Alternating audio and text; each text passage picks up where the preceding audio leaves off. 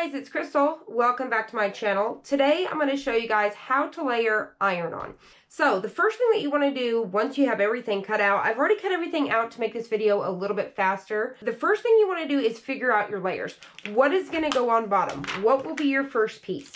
Once you figure that out, you want to kind of play with these back and forth, have a clean surface, tabletop surface, or a piece of Teflon sheet or something like that, so that way you can put these on there and they're going to peel right back up. So like I said, first piece is figuring out what's your bottom piece.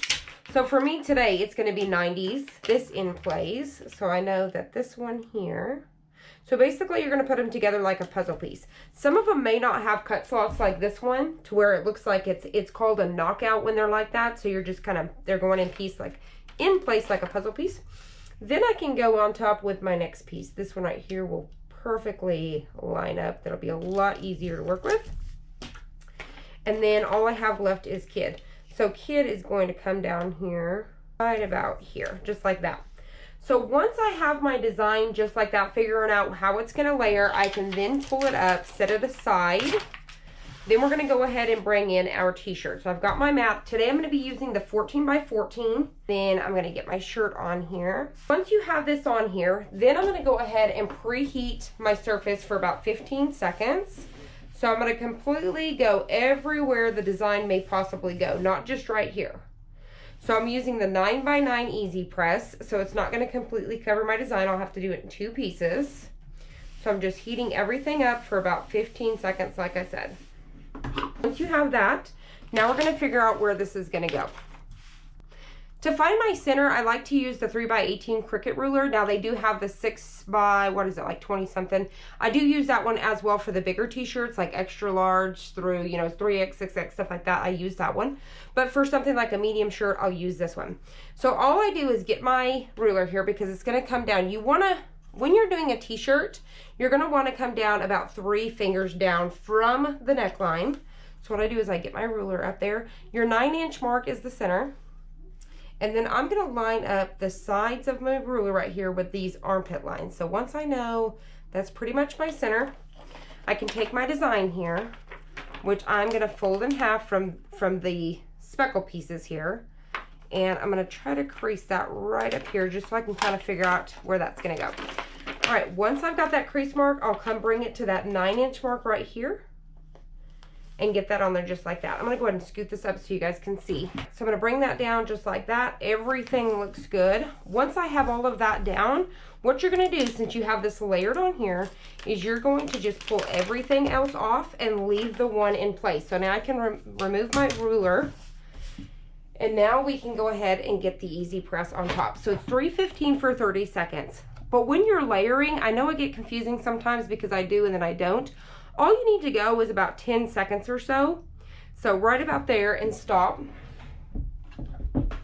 Let it cool down for just a little bit. Normally it's a warm peel, but if you're going to be doing layers and you're only doing 10 seconds at a time, let it cool down just a little bit.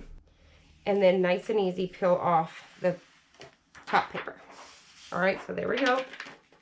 Right now, Cricut has some super cute 90s themed images that are really adorable for the, and this is one of them, through the Cricut Access. So I highly recommend, if you guys are not an Access member, you definitely check it out.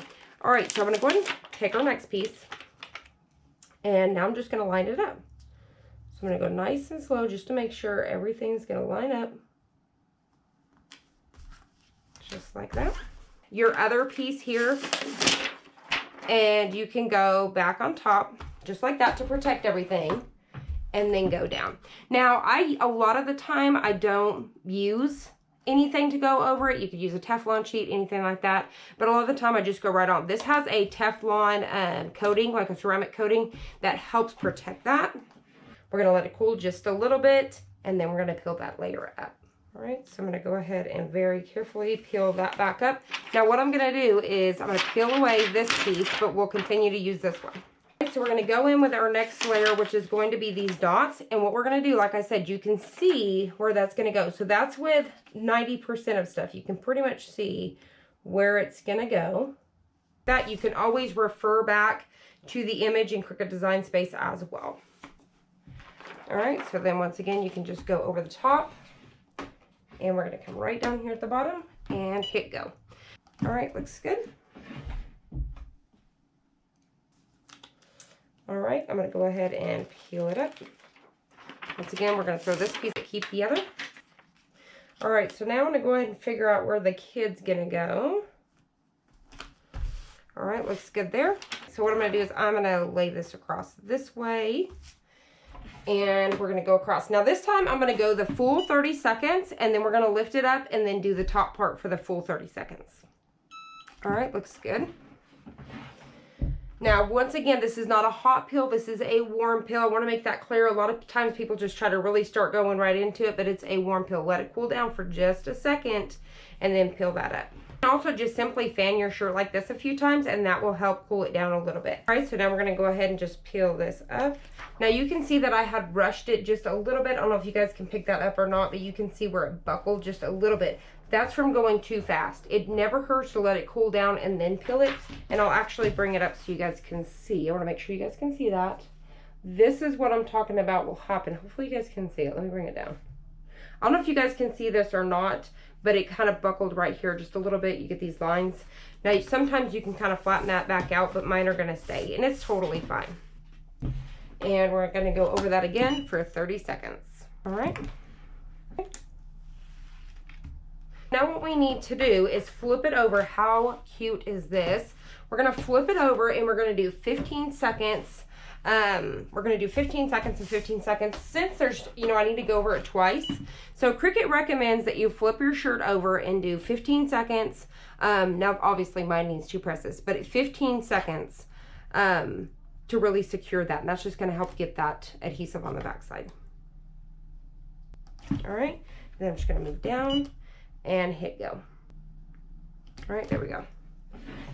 Flip it back over. And there you have it. How cute is that 90s designs? There is a ton of them right now over on Cricut Design Space, so definitely check it out. All you have to do is type in, I believe, retro 90s. You can just do retro space 90, and it will bring up a ton of these images right now. Tons and tons of cute ones, especially with like the cassette tape with the pencil rewinding, stuff like that.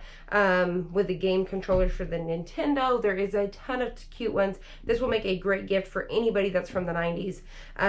Back to school t-shirts, stuff like that. So I hope you guys found this helpful. If you did, please hit the like button down below, and I'll see you on the next one.